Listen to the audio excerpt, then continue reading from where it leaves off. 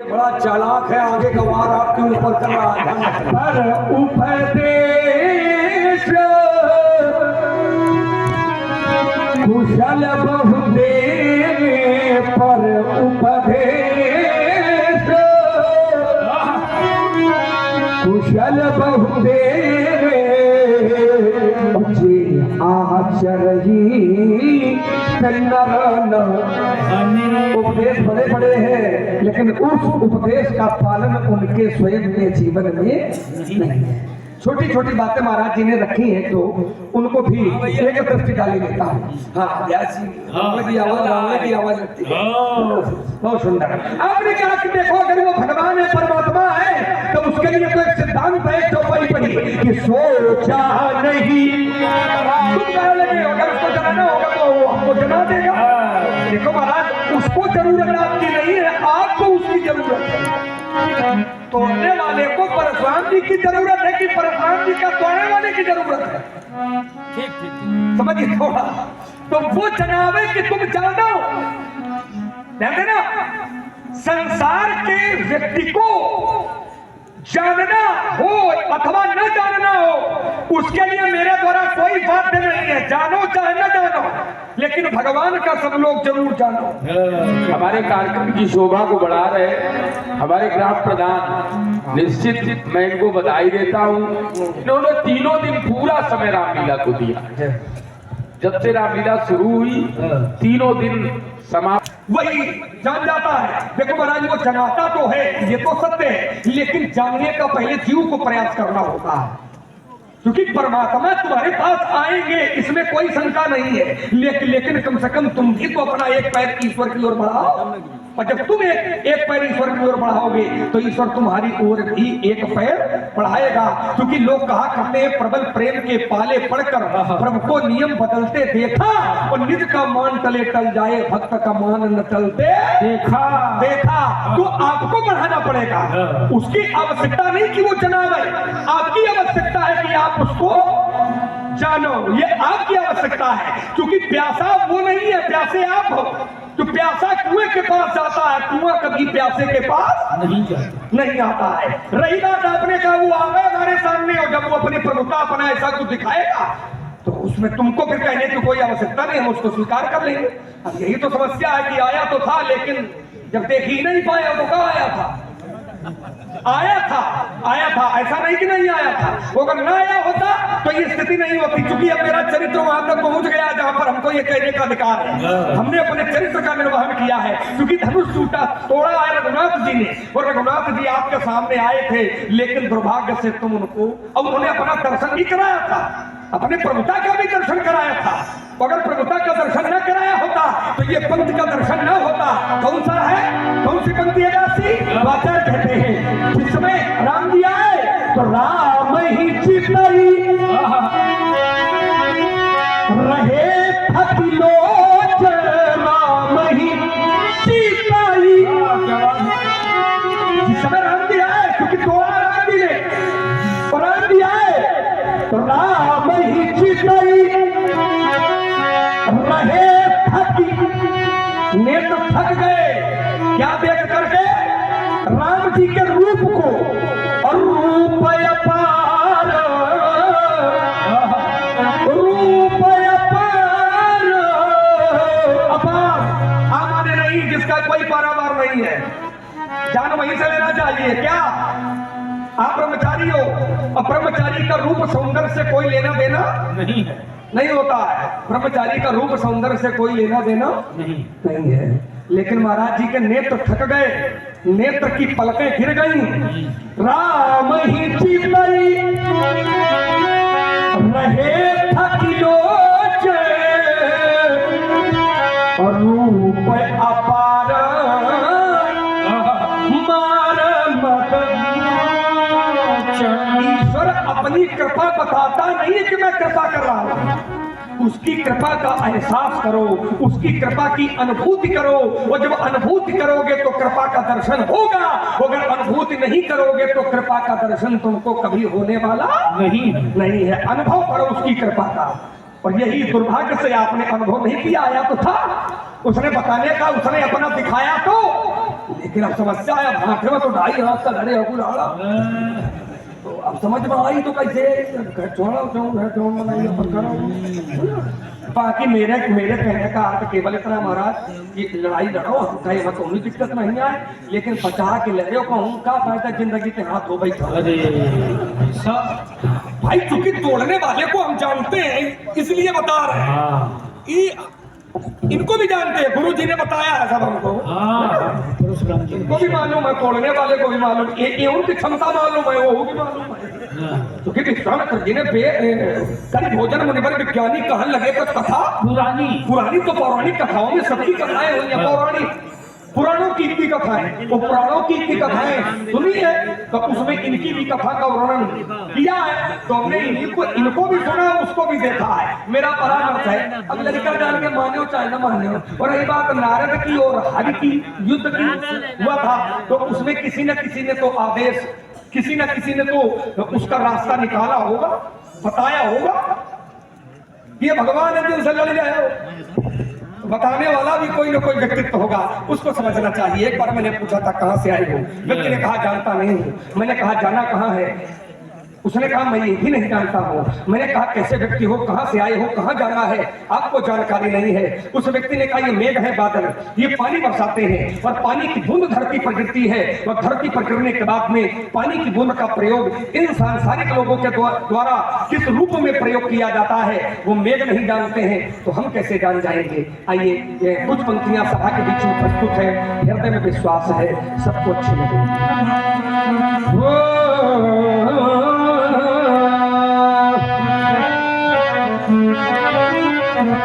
कहां से आए, कहीं से आए, किसी को ये मालूम नहीं।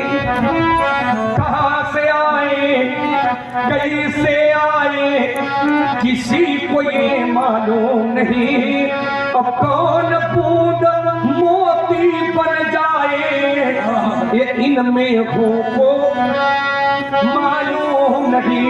प्रात काल होते ही पक्षी, प्रात काल होते ही पक्षी ये दाना चुगने चल देते हैं। मित्रों, कवि ने पक्षी शब्द का प्रयोग किया है और ये पक्षी कोई और नहीं है, पक्षी का अर्थ हम सभी लोगों से है। प्रातः काल होता है, हम सभी लोग अपने अपने घरों का त्याग कर देते हैं, परिश्रम करते हैं और उस परिश्रम के बदले में जो धन मिलता है उस धन से हम सभी लोग अपने अपने परिवार का उदर पोषण करते हैं। कवि ने कहा ये प्रातः काल होते ही पक्षी ये दाना चुगने चल देते हैं और छोड़ घोंसले में बच्चों को इस जीवन की नैया खेलते हैं। लेकिन ये प्राण पखेरु कब उड़ जाए। व्यक्ति घर से निकला, शाम तक नहीं पहुंचा तो व्यक्ति के परिवार वाले चिंता करते हैं। छोटे छोटे बच्चे अपनी माँ के पास जाते हैं और माँ से कहते हैं मैया पिताजी सुबह निकले थे, रात हो गई अभी वापस नहीं आए। समाज में बैठे हुए यही वयोवृद्ध लोग कहा करते हैं कि व्यक्ति घर से निकले तो मित्र ये ठिकाना नहीं होता कि शाम को सुरक्षित आएगा अथवा नहीं आएगा। और तभी तो कवि ने कह दिया कि ये प्राण पखेरु कब उड़ जाए, ये उन बच्चों को मालूम नहीं। अब कहां से आए, कैसे आए, किसी को ये मालूम नहीं। तो अनजाने राही देखो, अनजाने अनजाने कहते हैं अपरिचित को, राही राही कहते हैं मार्ग में चलने वाले व्यक्ति को। कवि ने कहा एक नहीं है दो है, विद्वानों ने कहा अगर दो है तो दो में कौन कौन है। तो कवि ने कहा कि एक का नाम है बर और दूसरे का नाम है कन्या। बर और कन्या ये दो अनजाने राही। एक अवसर आता है इनके जीवन काल में, कौन सा, जब ये दाम्पत्य सूत्र में बंधते हैं। तो अनजाने राही एक दिन दाम्पत्य सूत्र में बंधते हैं और साथ न छोड़ेंगे जीवन में ऐसी कसमें आते हैं आते हैं, लेकिन कौन सा साथी कब छूट जाए। न पत्नी को मालूम है कि पति पहले जाएगा, और न पति को मालूम है कि संसार की लड़ाई में क्या पत्नी का साथ पहले छूटेगा। और तभी तो कवि ने कह दिया कि कौन सा साथी कब छूट जाए, ये दंपति को मालूम नहीं। अब कौन बूंद मोती बन जाए, इनमें को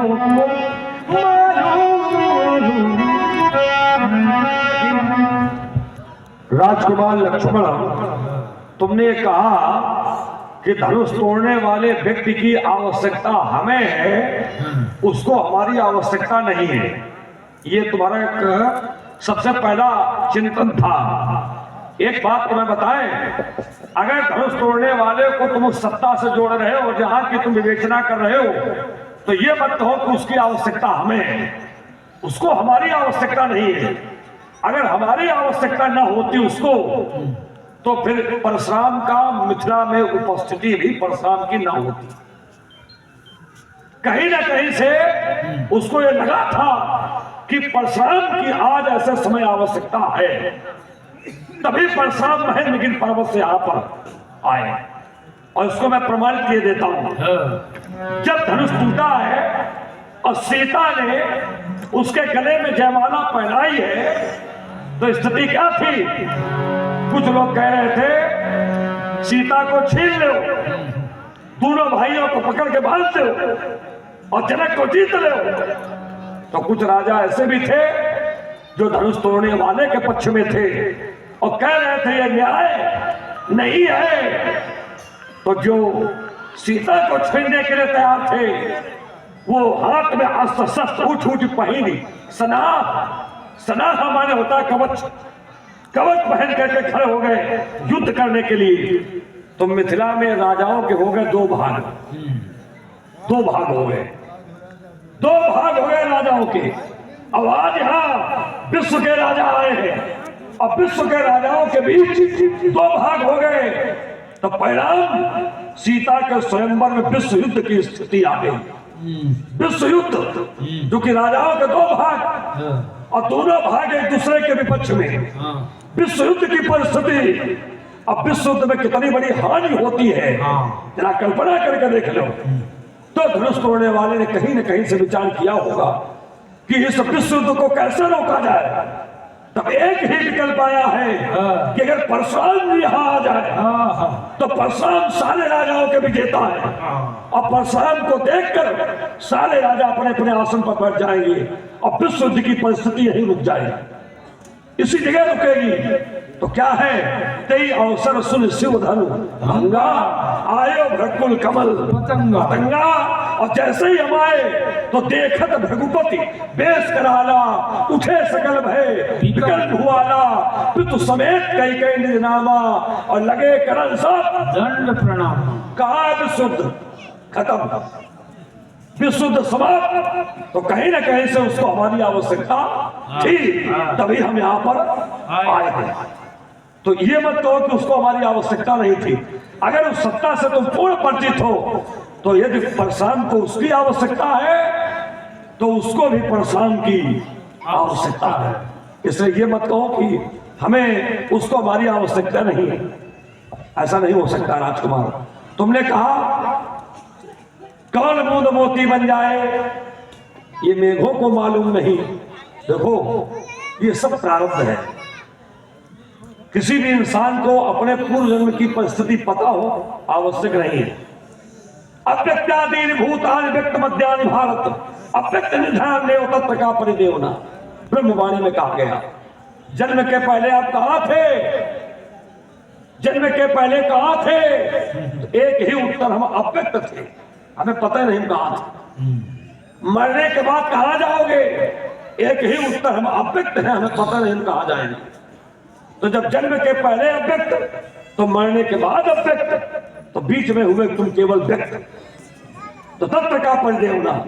इसलिए ये कहना तुम्हारा अनुचित नहीं है कि कहां से आए कैसे आए, किसी को ये मालूम नहीं।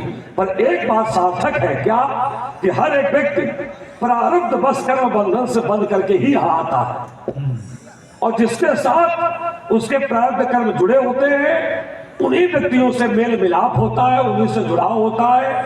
और जिनके साथ प्रारब्ध कर्म नहीं जुड़े होते हैं तो उन व्यक्तियों से हमारा कभी मेल मिलाप होता ही नहीं। जाने कितने संसार में आते हैं और एक दूसरे से मिल नहीं पाते, मिलते वही हैं जहां प्रारब्ध होता है, वही मेल मिलाप होता है। क्योंकि शत्रु मित्र सुख दुख जग माही, ये सब क्या है? हानि लाभ प्रिय मिलन भी होगा, काल कर्म बस होई गोसाई, बरबस रात दिवस की नहीं। इसलिए राजकुमार, अब प्रारब्ध परिप्रेक्ष पे विचार किया जाएगा तो संबंधों की स्थितियां अलग हो जाएंगी। व्यास जी, बड़ी सुंदर बात याद आ गई, थोड़े शब्दों में कह देता हूं। देखो, संसार में पत्नी हो या पुत्र हो, भाई हो, बहन हो, कोई भी संबंध हो, उसकी उपस्थिति का भान मात्र 4 परिस्थितियों से होता है। जैसे पुत्र को ले लिया जाए, पुत्र 4 प्रकार के होते हैं। एक पुत्र होता है जिसको कहते हैं ऋणानुबंधी पुत्र, भागवत रहस्य में बड़ा सुंदर वर्णन दिया गया है।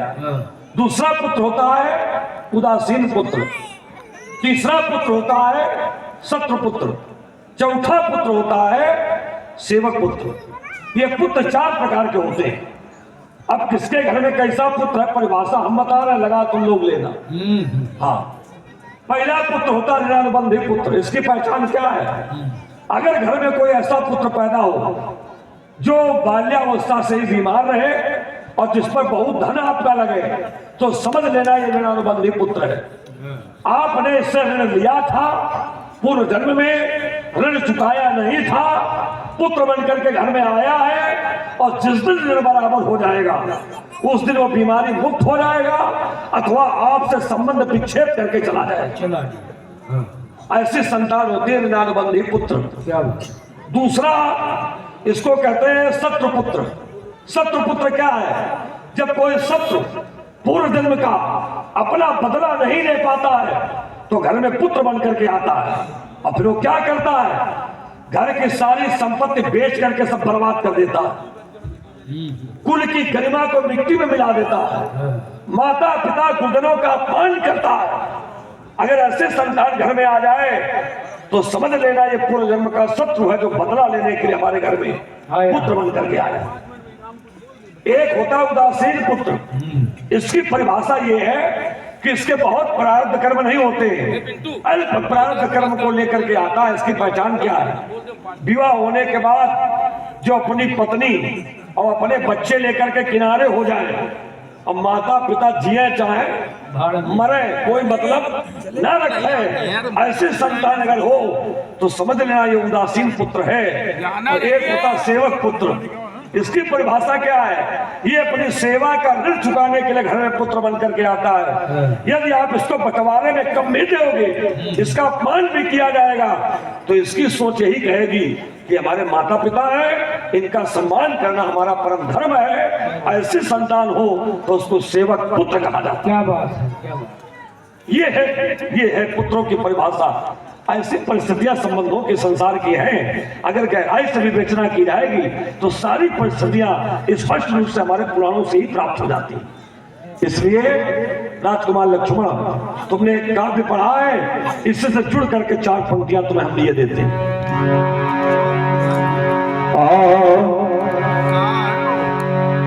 तुमने बोए हैं जब काटे तो फूल कहाँ से पाओगे, बोओगे पेड़ बबूलों के तो आम कहाँ से खाओगे। यदि चंदन हो तो सब जग को शीतलता का आभास मिले, यदि पुष्प सुगंधित बगिया के तो लक्ष्मण शरण सुबास मिले। कागज के कृत्रिम फूलों से कैसे सुगंध बिखराओगे, तुमने बोए हैं जब काटे तो फूल कहाँ से पाओ। बहुत सुंदर।